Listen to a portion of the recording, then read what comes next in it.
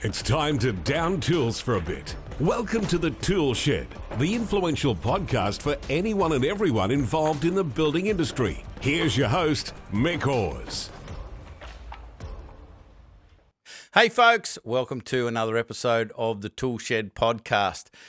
In this particular episode, I'm going to be talking to Bill Carson, and he has a company called Inspire Learning. The website's inspirelearning.au. We'll learn a lot more about that as we go through. But it's a conversation about mental health, first aid, and Bill has a really interesting story. Really looking forward to getting into the detail of that story because it really sets up the reason as to why Bill is doing what he's doing now. And I know that we've had a bunch of these conversations about mental illness and depression and what we can do about it and how we can support others and also look after ourselves. But I just don't think we can talk about this enough. So, Bill, welcome to the Toolshed podcast. Thanks very much for being with us. I've been reading a lot about your story, and it's a very powerful story. And it's, I learned a long time ago that we tend not to learn through wins or pleasure. We tend to learn our lessons through pain, and you've had a lot of challenges through your life. Can you run us through that story and bring us up to date as to how you started Inspire Learning? Yep, fantastic. Thank you. Thanks, Mick. Thanks for being here with everyone. And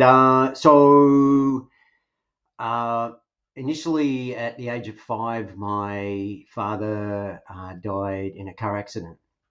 And my dad was 29, my mum 26, and I was the eldest of 4 kids. And so you can imagine the enormous trauma for my mother. And I remember when the police came and told us, and little 5-year-old, I just went down the back of the house and just cried, and I was just on my own. And I have no memory of my mother ever consoling me in my grief because she was so caught up in her own grief, being 26, 4 kids, losing her husband. And so one of the things around grief that I've learned is that if we don't get to process our grief, it stays in the system for a really long time. And it causes a huge number of other challenges and issues, which I'll talk about later on. My mum married a mate of my dad's 5 years later, and he really struggled. He was a man in his early 30s. He took on a woman with 4 kids, had another 3. And his stress reaction style was to externalize, get angry.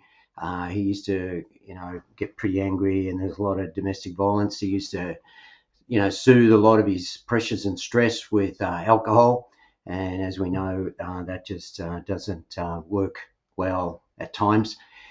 So there was those difficult periods. And then I went to uni, and I was not untypically kind of trying to explore, why am I here? Why am I on the planet? What do I want to do with my life?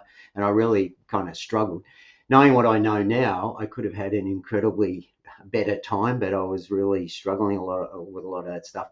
And so that creates a lot of anxiety, the uncertainty about the future. And then we experience a lot of depression often because when we leave school, where we have a lot of awareness and a lot of friendships and things like that, and then going to places like uni or work for the first time, it's really, really difficult.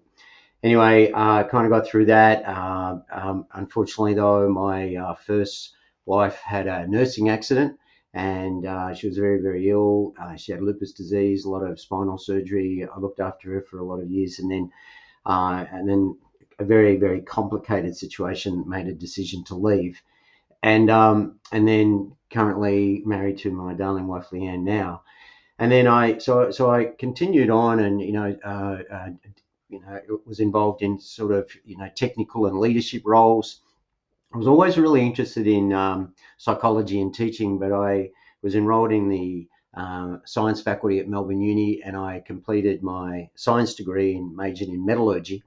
And so I worked in technical roles, leadership roles for a lot of years, a lot of businesses.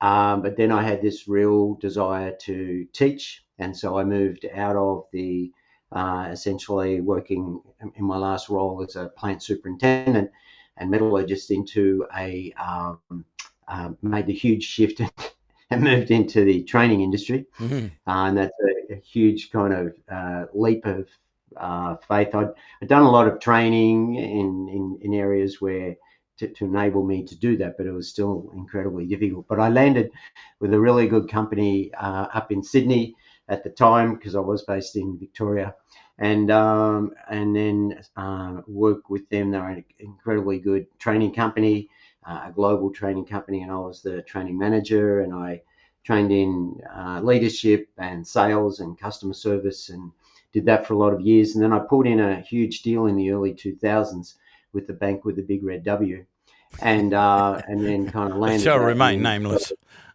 Yeah, that's right. Yeah, if you're in Australia, you know exactly what I'm talking about. Yeah. And then when I left them, I decided to then start my own business. I had my own company, founded my own company, and that was Inspire Learning.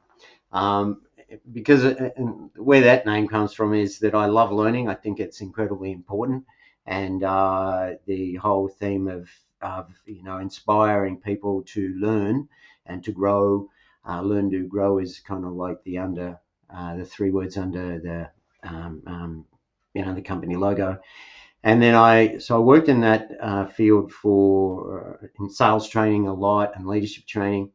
And then into the early or kind of mid teens, back in around 2014, 2015, I had a situation where some work that I did went south, and a lot of complications around it for a whole complex range of reasons. Knowing what I know now, I took on a lot more of the blame than I should have. I got scapegoated pretty badly. And knowing what I know now, I would have basically told them to go and get stuffed, because it was they screwed up in so many different ways. And I made errors, they made errors, but yet I was the kind of guinea pig. And it really spiraled me into a really difficult place, Mick. And anyway, fortunately, I was up at a mate's place up in, we were staying up in Ukai, up in northwestern New South Wales. And as I do, I went to a bookshop there, and just cruising around. And I've had this experience many times where a book just kind of goes, that's your book. Leaps off the shelf at you. Yeah, leaps off the shelf. Yeah, you've probably had that experience or heard people many talk about times. that. And it was John Gray's book called Staying Focused in a Hyper World. So that's Dr. John Gray, Men Are From Mars, Women Are From Venus. John Gray? Exactly. Yep. Exactly. And he's done a huge amount of work in relationships and then also with brain chemistry. And because he found that, when people's brain chemistry was not serving them well, then that would impact relationships and cause, lots of challenges. And so that book started to get me aware of the impact of brain chemistry. The target of the book was specifically around ADHD, etc., which wasn't my specific challenge. But I started to then get really interested in that whole field. I also came across Dr. Daniel Amen's work on the brain, Change Your Brain, Change Your Life. I read a lot more of his work. I read a lot of did a lot of research around the whole area of brain chemistry, Patrick Holford, et cetera. And so I started to identify that what I was kind of struggling with, and a theme that I found incredibly helpful from Daniel Amen is the fact that when we have a lot of stress in our lives, and particularly, let's say, unresolved grief and things like that, it actually causes inflammatory conditions in the brain. That's some of the latest research. And it stays there, and it kind of gets triggered. And one of the things he talked about was experiencing automatic negative thoughts. Ants, he calls them. Your brain's just kind of crawling with ants. And that used to happen to me all the time. I'd wake up, I had this negativity, this negative shit going on. You're not good enough, you're not worthy, blah, blah, blah, blah, all that kind of stuff. And so there were number of uh, um, recommendations from a number of different researchers around balancing out serotonin levels, dopamine levels, and things like that, which sure you can get from from a doctor through big pharma, but you can also actually get them from amino acids. And I'm not going to kind of get too sidetracked into that kind of stuff, but a lot of this stuff you can just buy from a health food shop, from a chemist. You can balance out. And in fact, Swiss, for example, the supplement manufacturer, Yep. they've got a product called Mood, which is extremely good. It's got lots and lots of really, really good stuff in it. So I found that taking that, I experimented with it. I took it, then the thoughts went away. Then I stopped taking it. They came back again. And then so I followed that protocol for a while until generally things settled down. Plus, I did a lot of therapy because what I had to do was really heal a lot of that hurt and that grief from my father's death and a bunch of other challenges in my life. And that's what I've found these days is super important. So that leads me then to about 2016, where then, because I was just in a really good place, I decided to give my gifts to others and started giving back and doing Lifeline volunteer telephone crisis support. So I just did a shift yesterday. I've done nearly 700 hours of helping people who are really struggling. And then about 6 months after doing that, a close mate of mine reached out and said, "Hey, could I help him roll out mental health first aid workshops because of my skills in delivering training?" And then there's awareness around the whole kind of mental health theme that I was starting to learn a lot more about. And then so now I've run over 250, nearly 300 mental health first aid workshops. And mental health first aid is a 12-hour program, and there are really, really important skills that people need to learn in that. But not everyone is interested in doing the full 12 hours. So I've created a 3-hour version, and it's called Safe Conversations for Work and Life, and also I've written a book around it as a way of sort of helping people to learn to develop awareness around mental health, around their own mental health, and also then to be able to, if someone is, they see someone is, not going so well, to be able to kind of lean in and gently have a sensitive conversation to help the other person develop their own self-awareness, and then to guide that person, because we can't be fixing people, you can't be telling people what to do, but helping them to develop their self-awareness is incredibly important.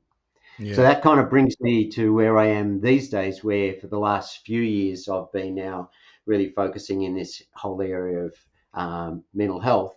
And, one of the things that we have to do in our society and all societies is stop stigmatizing mental health. When I look at you, Mick, I would say, I could say something like, Mick has physical health. Now, when we look at somebody and say, they've got physical health, what we're implying is the adjective is that the person has good physical health. Now, what's been creeping into our language a great deal is, they've got mental health. Mental health is a really good thing. We want mental health. Mental health, defined by the World Health Organization, is it's positive relationships, it's being on purpose in your life, it's making a contribution to others, it's dealing with the challenges of life. And so when we deal with mental health challenges, and I prefer to use that word, just as someone might be dealing with physical health issues, problems, or challenges, I think everyone prefers the word challenge. The same if someone's struggling with their mental, emotional challenges, which could be a relationship breakup, which causes a lot of pain and grief. It could be the loss of someone very close to them. It could be a loss of identity, change of jobs, all kinds of complexities that really are better to be thought of as injuries rather than illness, in my opinion. Yeah. Going back to Dr. John Gray's book, staying focused in a hyper world. It was, and you started to learn about brain chemistry. What were some of the, I guess, blinding flashes of the obvious that you got from that book? Because it's, obviously the brain works through electrical impulses and chemical impulses, and we tend to think, it kind of works on its own, but we do have a tremendous amount of influence on how it can work. If we're hungry, we know what to do. We go and have something to eat. If we're in pain, we kind of know what to do. We try and fix the problem. But when you've got that negativity going around, and particularly when it sort of dives into a depression, it's really, really difficult to help yourself at that point. So what do you know about that you can share with us about brain chemistry and the impact that we can have on our own brain chemistry? Yeah, look, at the risk of potentially big pharma people kind of hearing me They don't talk listen about to this. Yeah, they would listen to it. the because fundamentally I think they've kind of hoodwinked everybody into thinking that, you've got to get a lot of this stuff, through their own channels. But the reality is that when you dive into it, the really important chemistry in the brain, I mean, there's vast amounts of it, but really important elements are dopamine, which is essentially, as we know, it's a specific neurotransmitter that is associated with the reward system. And one of the big challenges that happens with dopamine is we'll get dopamine from a lot of different sources. You'll get it from a lot of drugs, for example, cocaine and eckies, and lots of sort of things. They blast the dopamine receptors. The brain goes, oh my God, so you have this dopamine burst, which is, fabulous. And one of the challenges that happens for a lot of people who are potentially sort of struggling with underlying depression, for example, or other kinds of challenges, is that the burst of dopamine can actually take away from that pain. It's like, oh, okay, this is pretty good. I'll have more of it. But then, as we know, that only creates a lot of complexities. Gaming, porn, shopping, alcohol, food, all of those kinds of things kind of play into the mix. And it's not just one thing. And so dopamine can come actually from amino acids such as phenylalanine, for example, which breaks down into dopamine. Another really important neurotransmitter is serotonin. Now, the function of neurotransmitters, without getting too technical, is that they actually fill in the gap, in a way, between the synapses, between the neurons. Anyway, there's a whole sort of issue of neuroscience in there, and there's a lot of complexity. But serotonin is really important because it actually is more associated with, in a sense, gentle feelings and calm feelings and being settled down, etc., etc. And so this is one of the reasons why back in the 1970s, when Prozac was first invented, it was invented as a what's referred to as a selective serotonin reuptake inhibitor, so an SSRI. And its function, what they found was that if they cause the serotonin to actually reuptake, which means to stay in the electrical impulse longer, then you get more, in a sense, use out of the serotonin. Now, where does serotonin come from? Well, it comes originally from the tummy. It comes from the food that we eat, working through the system and then into the blood system, and then comes up into the brain. And so serotonin actually, as a neurotransmitter, breaks down from amino acids like L-tyrosine, for example. And so you can get L-tyrosine, L-tryptophan, you can get these various amino acids. And when they're sort of mixed well with, people who know what they're doing, like the Swisses of the world. So in the mood product from Swiss, for example, they got phenylalanine, which is for dopamine. They've got L-tyrosine. They've got ginkgo biloba. They've got B6, B12, folic acid. They've got a really good mix of the complex chemistry that's really useful for the brain.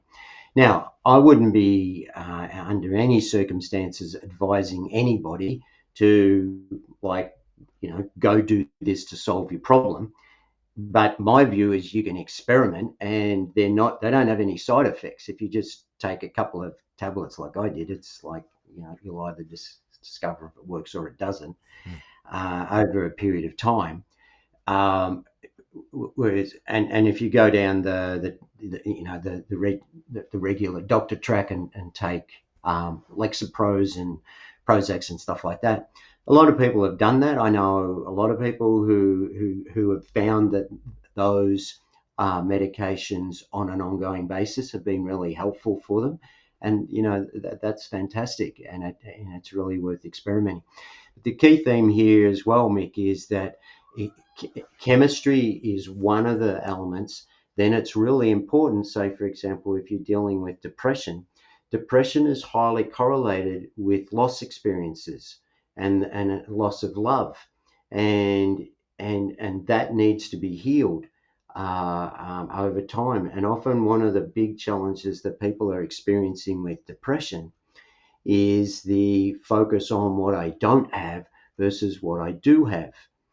And so this is a big issue in our society, because we have this incredible conflict going on, where there's massive amounts of dopamine charges that we get, stimuli, whether it be, just enjoying, the program that you're watching, or an Instagram feed or something like that. So that squirts little bits of dopamine into the system.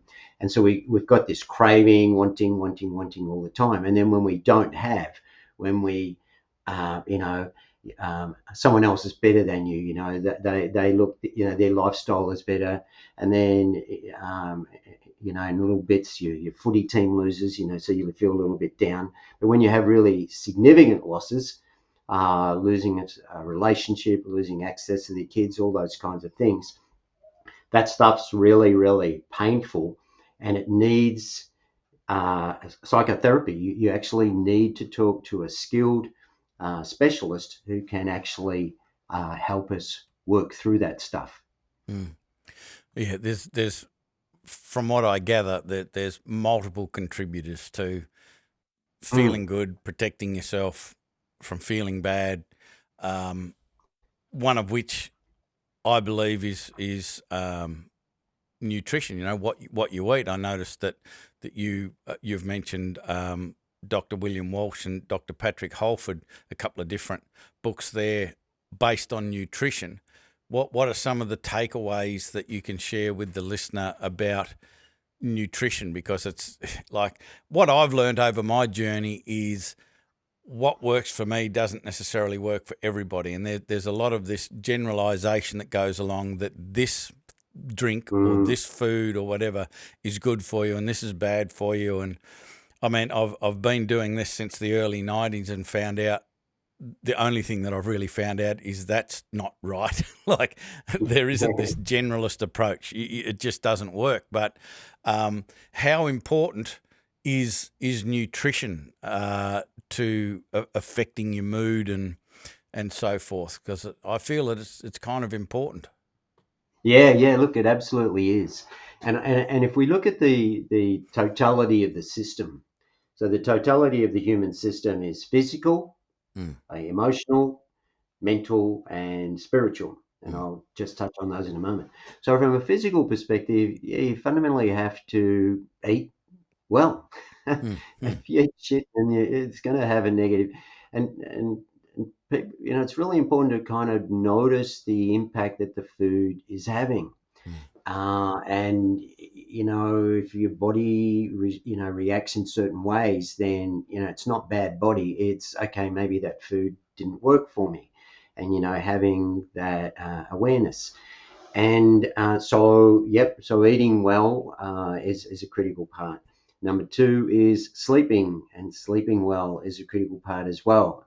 I mean, I've tried to just get by on 5 hours. It's really, really difficult. And I was going through this high performance. Actually, it was during a phase when my first wife was really ill. I was, for a whole raft of reasons, trying to get by on 5 hours. And I'd be in meetings and I'd just have the noddies. And I used to be tired when driving, and I was incredibly risky. So nowadays I get 7 hours pretty consistently around that. And so that's all the research talks to that one. That's what the human brain needs. And then the other aspect around the physical, around the nutrition, looking after the body, is movement.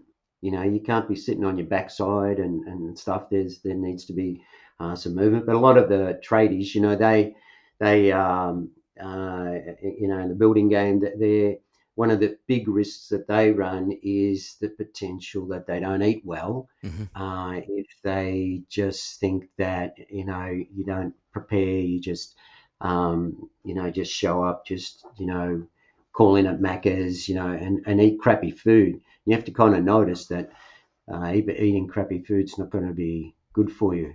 My son Richard, he's a Sparky, and from a really young age, when he first started, he just realised the importance of eating well, and he would take that extra effort of either preparing the food the night before or get up a little bit earlier, so he could at least get some good food into him, and he's continued on with that, which is really, really important. Yeah, it's always about preparation with anything, whether it's preparing your nutrition, or whether it's preparing your mind for the day, and sort of that brings me to finding out what your version, because I've heard the term and we've talked about it a bit in this show over the journey, mental first aid, which I just think is a really important topic to unpack and get everyone to understand, because it's like, from a physical first aid point of view, knowing that and learning that is super important. We did an AED course at the yacht club a little while ago, and it was a refresher of a physical first aid session, and things have changed. So you've got to update it, because what used to work, we do it differently now. We don't suck the poison out of a snake bite anymore, all that sort of stuff. But I was amazed with the statistical evidence of how effective first aid can be if it's done properly, if it's done quickly, to people either not making it or making it. It's very, very, very important. And I'm assuming that mental first aid is very similar. It's important to be applied right and applied early. Hey, I'm Mick Hawes from Builders Business Black Belt, and I hope you're enjoying this episode of the Toolshed podcast. I've got something super exciting I want to share with you. We've got a place that's got a whole bunch more free resources to help you with your building business. In fact, there's a whole other podcast that gives you specific training that will help you get more free time, more profit, and more enjoyment from your building business. And it's called, funnily enough, the Toolshed. It's free to join, and it's full of other success-focused builders.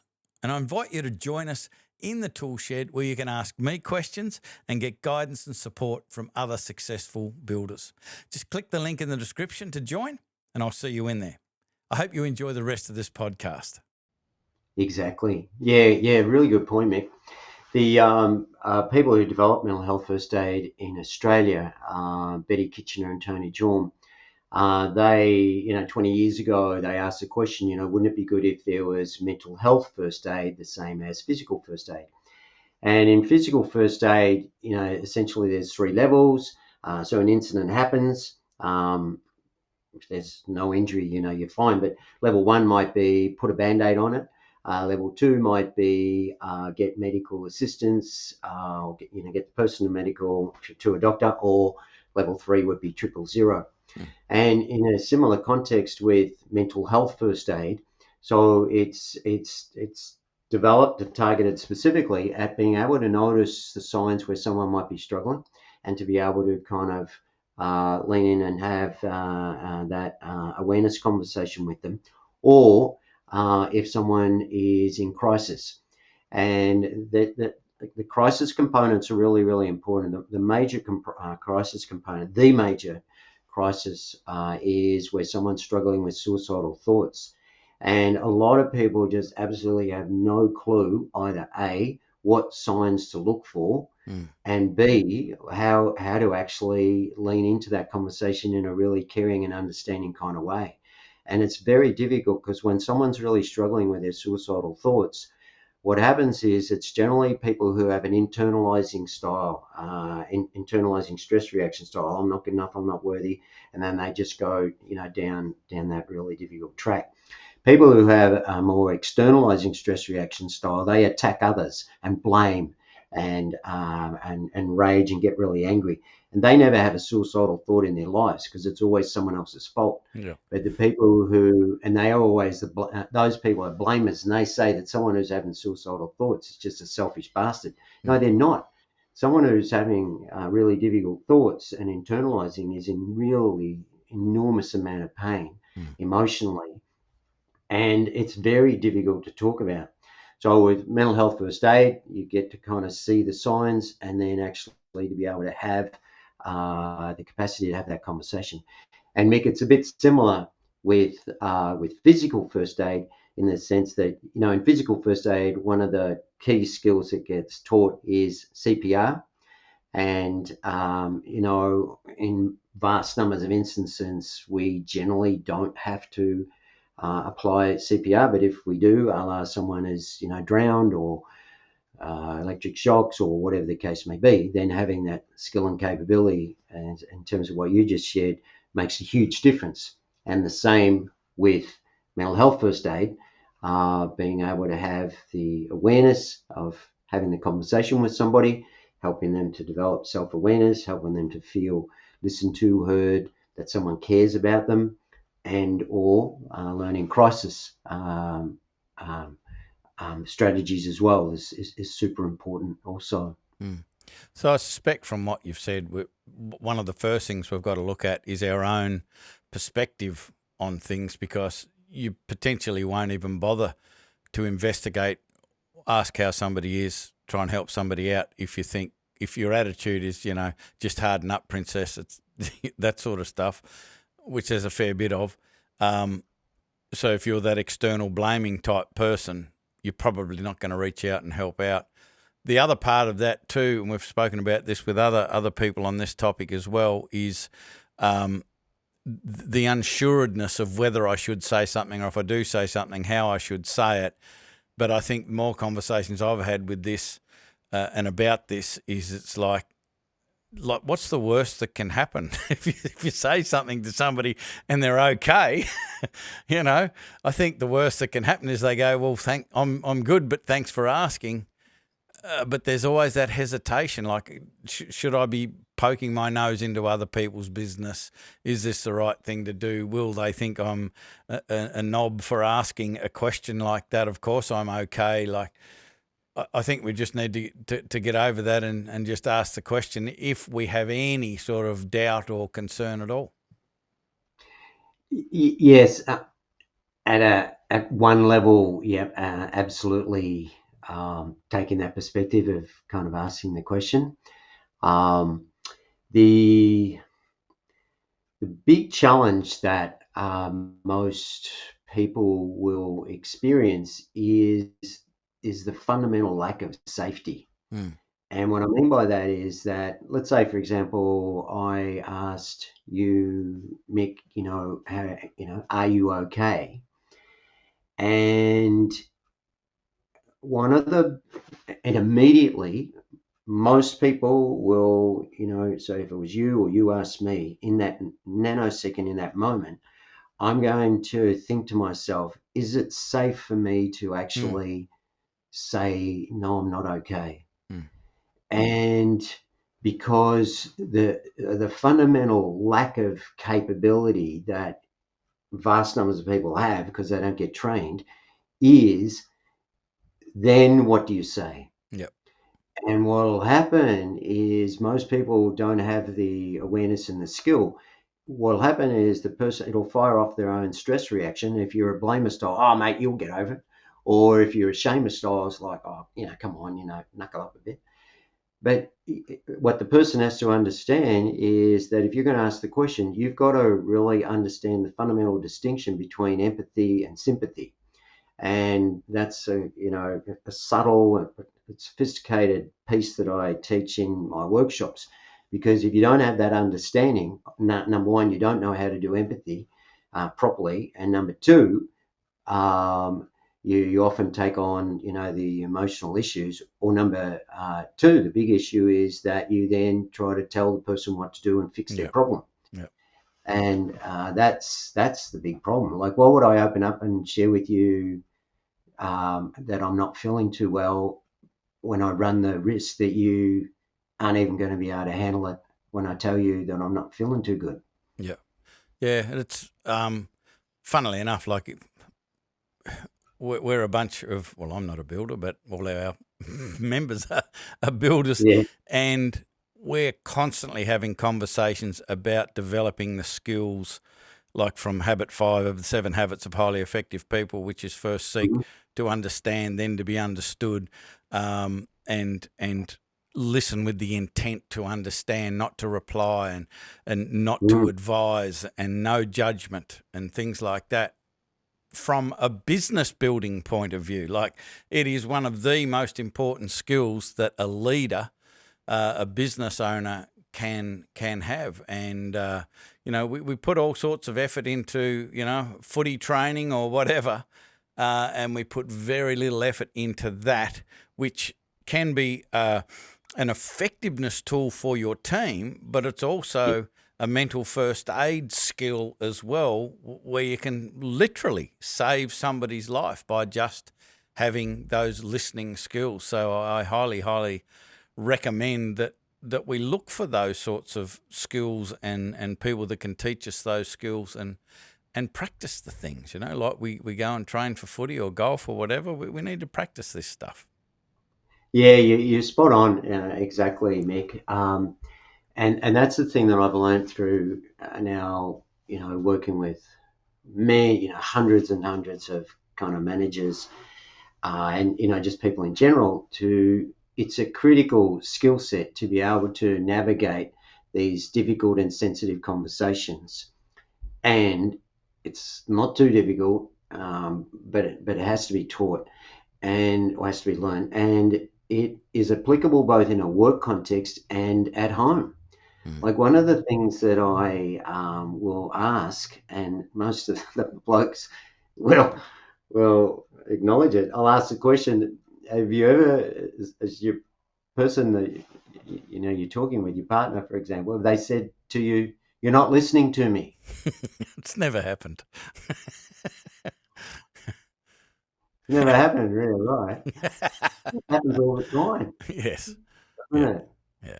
And and the fundamental challenge that so many particularly it's both female and male brains, but male brains will do it as well. It's like, I heard what you said, I processed it, I care about you, and here's a solution to your problem.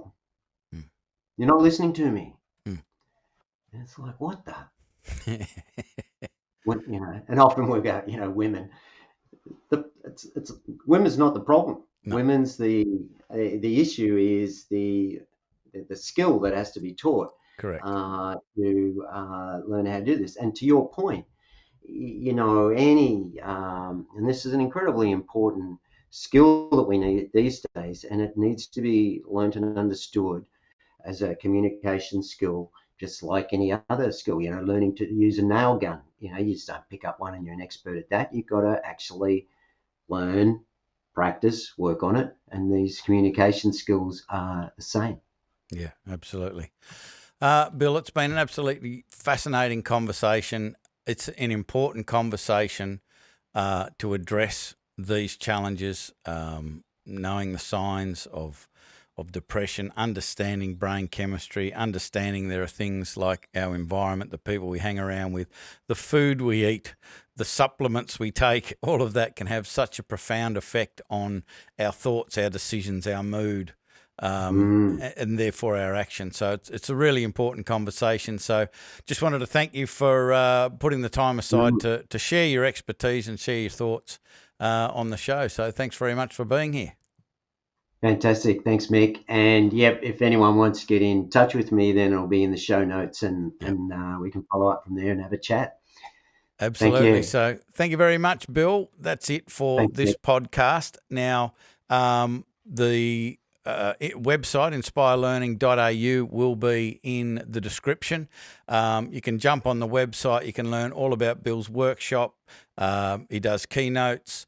There's online training that you can access there. You can get a copy of his book, and you can reach out and have a chat through the Contact Us page on the website as well. So if any of this made sense and you need some guidance, you want to have a conversation with somebody about this for your business, you can reach out and have a conversation with Bill. So I hope this inspired you to start to pay attention to what you're consuming, and start to understand about your own brain chemistry and all of the things that can change our mood, which changes our decisions, which then obviously changes our actions and our results. So it's very, very powerful, and it's something that we need to be talking about a lot more. So I hope this made sense. Hope it got you thinking. I hope you start to take action, and we'll be back with another episode of the Toolshed podcast. Before you know it, I'm Mick Hawes from Builder's Business Black Belt. That is all. I'm out. Bye for now. You've been listening to the Toolshed. If this podcast struck a chord with you, make sure you spread the word by sharing it with your mates in the building industry. We love your help to make the building industry better for everyone involved.